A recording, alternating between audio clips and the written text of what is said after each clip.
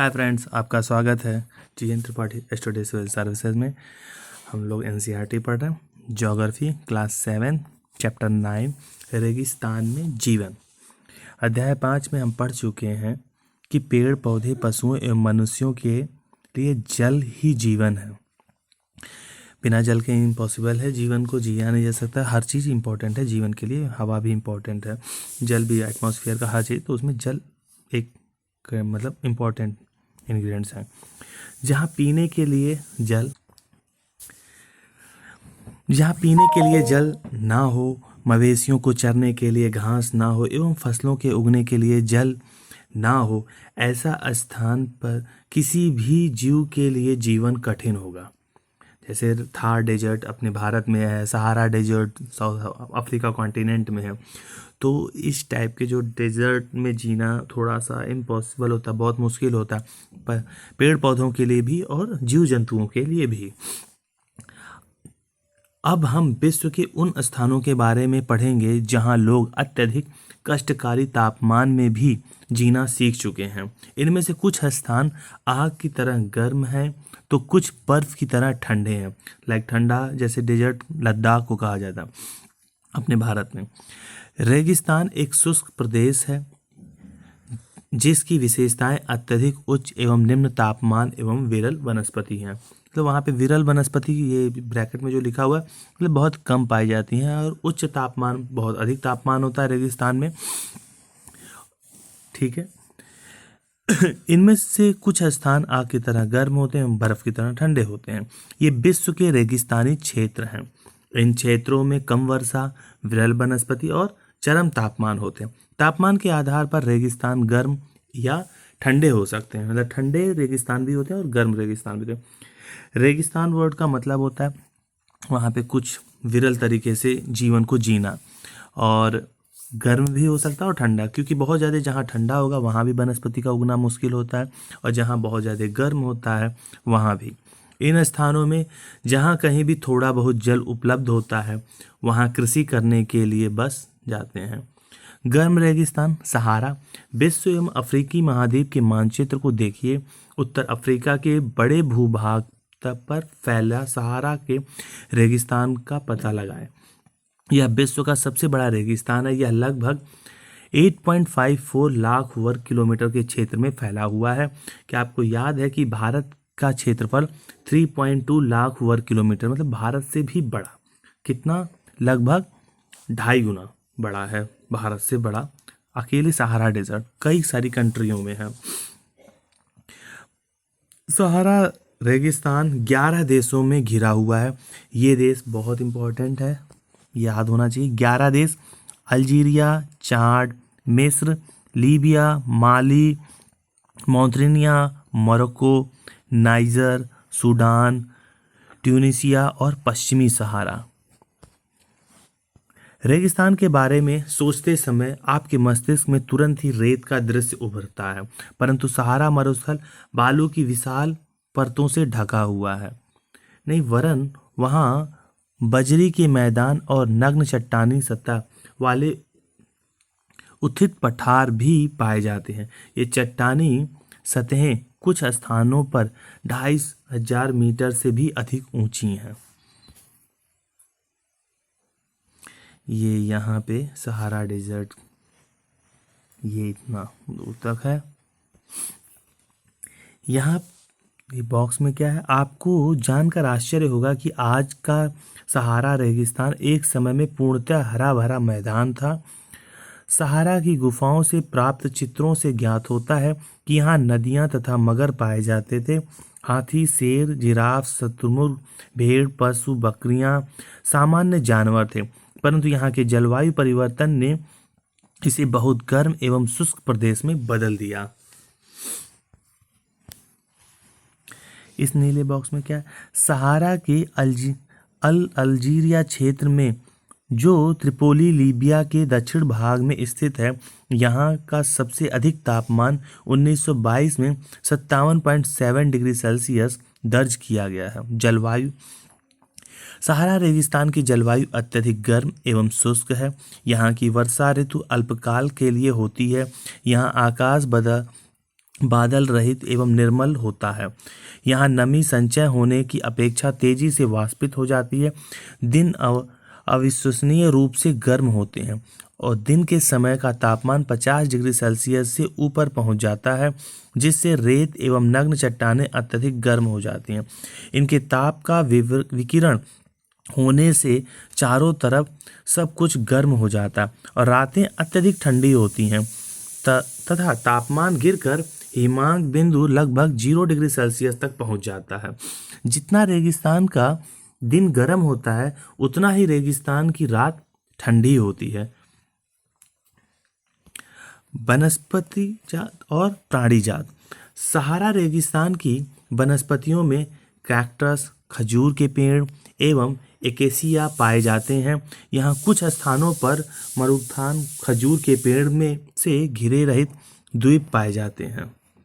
ऊंट, लकड़बग्घा, सियार, लोमड़ी, बिच्छू, सांपों की विभिन्न जातियां एवं छिपकलियां यहाँ के प्रमुख जीव जंतु हैं।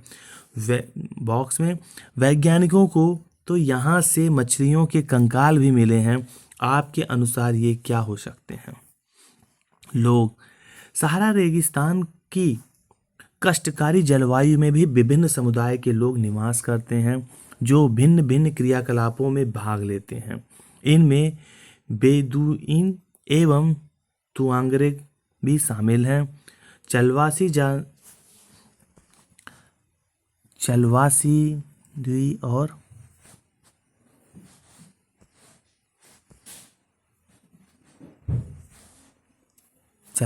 जनजाति वाले लोग बकरी, भेड़, ऊंट, घोड़े जैसे पशुधन को पालते हैं। इन पशुओं से इन लोगों को दूध मिलता है। इनकी खाल से ये पेटी, जूते, पानी की बोतल बनाने के लिए चमड़ा प्राप्त करते हैं तथा पशुओं के बाल का ऊपर चटाई, कालीन, कपड़े एवं कंबल बनाने के लिए होता है। धूल भरी आंधी एवं गर्म वायु से बचने के लिए ये लोग भारी वस्त्र पहनते हैं। सहारा में मरुदान एवं मिस्र में नील घाटी लोगों को निवास में मदद करती है। यहाँ जल की उपलब्धता होने से लोग खजूर के पेड़ उगाते हैं। यहाँ चावल, गेहूँ, जौ एवं सेम जैसी फसलें उगाई जाती हैं। मिस्र में उगाए जाने वाले कपास पूरे विश्व में प्रसिद्ध हैं। तेल की खोज संपूर्ण विश्व में अत्यधिक मांग वाले इस उत्पाद का अल्जीरिया, लीबिया एवं मिस्र में होने के कारण सहारा रेगिस्तान में तेजी से परिवर्तन हो रहा है। इस क्षेत्र में प्राप्त अन्य महत्वपूर्ण खनिजों में लोहा, फास्फोरस और मैग्नीज एवं यूरेनियम सम्मिलित हैं। सहारा की सांस्कृतिक जीवन शैली में भी परिवर्तन आ रहा है। आज यहाँ मस्जिदों से ऊंचे कांच की खिड़की वाले भवन एवं ऊंटों के प्राचीन मार्ग के स्थान पर सुपर महामार्ग बन गए हैं। नमक के व्यापार में ऊंटों का स्थान ट्रक ले रहे हैं और तुआंगरेगा लोग विदेशी पर्यटकों के लिए मार्गदर्शक का काम कर रहे हैं। आज अनेक चलवासी जनजाति के लोग शहरी जीवन की ओर जा रहे हैं, जहां वे तेल एवं गैस के कार्यों में नौकरी ढूंढते हैं। ये बॉक्स में देखते हैं, जब रेत को पवन उड़ा ले जाती है तो वहां गर्त बन जाता है। जहां गर्त में भूमिगत जल सतह पर आ जाता है वहां मरुधान बनते हैं। ये क्षेत्र उपजाऊ होते हैं। लोग इनके आसपास निवास करते हैं एवं खजूर के पेड़ तथा अन्य फसलें उगाते हैं। कभी कभी यह मरुधान असामान्य रूप से बड़ा भी हो सकता है। मोरक्को में टैफिलांटे मरुधान ऐसे ही एक विशाल मरुधान है जो 13,000 वर्ग किलोमीटर के क्षेत्र में फैला हुआ है। जैसे यहाँ की हवा से रेत उड़ के इधर आ गया तो यहाँ का रेत जब कम हो गया तो यहाँ मिट्टी हो गई तो उसके नीचे का जो पानी है वो ऊपर सतह पे आ जाएगा। यही है मरुधान। लद्दाख शब्द 2 शब्दों से बना है। ला का अर्थ होता है पर्वतीय दर्रा तथा दाख का अर्थ होता है देश। ये ठंडा रेगिस्तान होता है। जम्मू एवं कश्मीर के पूर्व में बृहद हिमालय, इस तरीके से भारत का जो हिस्सा है तो ये वाला हिस्सा लद्दाख है। सॉरी, ये वाला हिस्सा।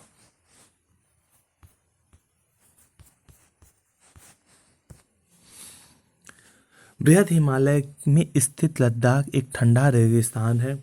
इसके उत्तर में काराकोरम पर्वत श्रेणी एवं दक्षिण में जास्कर पर्वत श्रेणी है। मतलब लद्दाख के उत्तर में काराकोरम और दक्षिण में जास्कर पर्वत श्रेणी के बीच में लद्दाख। लद्दाख से होकर अनेक नदियां बहती हैं, जिसमें सिंधु नदी प्रमुख है। ये नदियां गहरी घाटियों एवं महाखंड गाज का निर्माण करती हैं। लद्दाख में अनेक हिमानियां हैं, जैसे गैंगरी हिमानी। लद्दाख की ऊंचाई कारगिल में लगभग 3000 फीट से लेकर काराकोरम में 8000 मीटर से भी अधिक पाई जाती है। अधिक ऊंचाई के कारण यहाँ की जलवायु अत्यधिक शीतल एवं शुष्क होती है। इस ऊंचाई पर वायु परत पतली होती है, जिससे सूर्य की गर्मी की अत्यधिक तीव्रता महसूस होती है।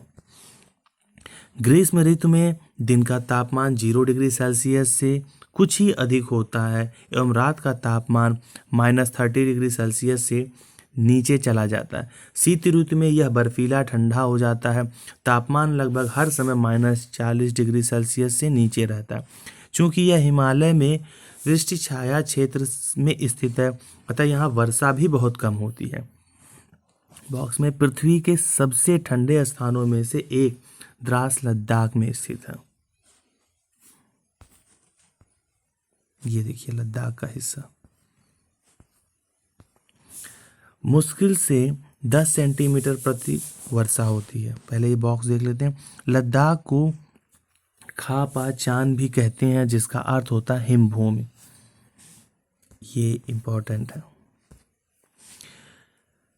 यह जानकर आपको आश्चर्य होगा कि यदि आप सूर्य की धूप में इस तरह बैठे कि आपके पैर छाया में हो, तो आप एक समय पर ही ऊष्माघात एवं तुषार उपघात से ग्रसित हो सकते हैं। वनस्पति जात और प्राणी जात। यहाँ उच्च शुष्कता के कारण वनस्पति विरल है। यह जानवरों के चरने के लिए कहीं कहीं पर ही घास एवं छोटी झाड़ियाँ मिलती हैं। घाटी में सरपत, पॉपुलर के उपवन देखे जा सकते हैं। ग्रीष्म ऋतु में सेब, खुबानी एवं अखरोट जैसे पेड़ पल्लवित होते हैं। लद्दाख में पक्षियों की विभिन्न प्रजातियां नजर आती हैं। इनमें रॉबिन, डेड स्टार्ड, तिब्बती स्नोकॉक, रेवन एवं हुप यहाँ पर पाए जाने वाले सामान्य पक्षी हैं। इनमें से कुछ प्रवासी पक्षी हैं। लद्दाख के पशुओं में जंगली बकरी, जंगली भेड़, याक एवं विशेष प्रकार के कुत्ते आदि पाए जाते हैं। इन पशुओं को दूध, मांस एवं खाल प्राप्त करने के लिए पाला जाता है। याक के दूध का उपयोग पनीर एवं मक्खन बनाने के लिए होता है। भेड़ एवं बकरी के बालों का उपयोग ऊनी वस्त्र बनाने के लिए किया जाता है। चीरू या तिब्बती एंटीलोप एक विलुप्त प्राय जीव है। इसका शिकार शहतूश नामक इसके ऊन के लिए होता है। ये वजन में हल्का एवं अत्यधिक गर्म होता है। लोग, क्या आप लद्दाख एवं तिब्बत तथा मध्य एशिया के निवासियों के बीच कोई समानता पाते हैं? यहाँ के अधिकांश लोग या तो मुसलमान हैं या बौद्ध। वास्तव में लद्दाख क्षेत्र में अनेक बौद्ध मठ अपने परंपरागत गोपा के साथ स्थित हैं। कुछ प्रसिद्ध मठ हैं हेमिस, थिकेसे, ओसे, लामरुई। ग्रीष्म ऋतु में क्रिकेट का सबसे अच्छा बल्ला सरपत विलो पेड़ की लकड़ी से बनते हैं। ये इंपॉर्टेंट है। शीत ऋतु में जलवायु इतनी कष्टकारी होती है कि लोग धार्मिक अनुष्ठानों एवं उत्सवों में अपने आप को व्यस्त रखते हैं। यहाँ की महिलाएं अत्यधिक परिश्रमी होती हैं। वे केवल घर एवं खेत में ही काम नहीं करती बल्कि छोटे व्यवसाय एवं दुकान भी संभालती हैं। लद्दाख की राजधानी लेह सड़क एवं वायुमार्ग द्वारा भली भांति जुड़ी हुई है। राष्ट्रीय राजमार्ग A1 लेह को जोजिला दर्रा एवं कश्मीर घाटी से जोड़ता है। क्या आप हिमालय के कुछ अन्य दर्रों के नाम बता सकते हैं? मनाली लेह राजमार्ग 4 दर्रों से गुजरता है, रोहतांगला, बारालाचाला और लुंगालाचाला टंगलालाचा। यह राजमार्ग केवल जुलाई से सितंबर के बीच में खुलता है, जब बर्फ से यह मार्ग हटा दिया जाता है। यहाँ का मुख्य क्रियाकलाप पर्यटन, देश विदेश से अनेक पर्यटक यहाँ पर्यटन के लिए आते हैं। गोपा दर्शन, घास के मैदानों व हिमनदों की सैर एवं उत्सवों तथा अनुष्ठानों को देखना यहाँ के प्रमुख पर्यटक आकर्षक है। आधुनिकीकरण के फलस्वरूप यहाँ की जनजाति में परिवर्तन आ रहा है, लेकिन लद्दाख के लोगों ने शताब्दियों से प्रकृति के साथ समन्वय एवं संतुलन करना सीखा है। जल एवं ईंधन जैसे संसाधनों की कमी के कारण ये आवश्यकता अनुसार एवं मितव्ययिता से इनका उपयोग करते हैं और कुछ भी व्यर्थ नहीं करते हैं। इस तरह से चैप्टर खत्म हुआ है और क्वेश्चंस देखते हैं। विश्व के कौन से 2 प्रकार के रेगिस्तान पाए जाते हैं, मतलब ठंडा और गर्म? जैसे सहारा, थार डेजर्ट, ये सब गर्म है, लद्दाख ठंडा है। सहारा रेगिस्तान किस महाद्वीप पे पाया जाता है? अफ्रीका कॉन्टिनेंट में पाया जाता है। लद्दाख रेगिस्तान की जलवायु परिस्थितियाँ क्या हैं? बहुत ही शुष्क होती हैं और शीतल होती हैं, ठंडी होती हैं। लद्दाख में पर्यटकों के लिए प्रमुख आकर्षक क्या हैं? सहारा रेगिस्तान के लोग किस प्रकार के वस्त्र पहनते हैं? लद्दाख में उगने वाले पेड़ों के नाम बताइए। तो सहारा अफ्रीका के किस भाग में पाया जाता है? उत्तरी भाग में पाया जाता है। सहारा किस प्रकार का रेगिस्तान है? गर्म है। लद्दाख रेगिस्तान के अधिकांश निवासी कैसे हैं? बौद्ध एवं मुस्लिम हैं। रेगिस्तान की विशेषता क्या है? अल्प जलवाष्प, विरल वनस्पति पाई जाती है। लद्दाख में हेमिस प्रसिद्ध है। बौद्ध मठ है। मिस्र निम्नलिखित फसल के लिए है, इसमें से तो गेहूँ है, इसमें से हिसाब से देखा जाए अगर तो। ऐसे ही आपको चैप्टर बस तो रीड करना है और चैप्टर ख़त्म हो गया है। अब अगला चैप्टर देखेंगे। अगला चैप्टर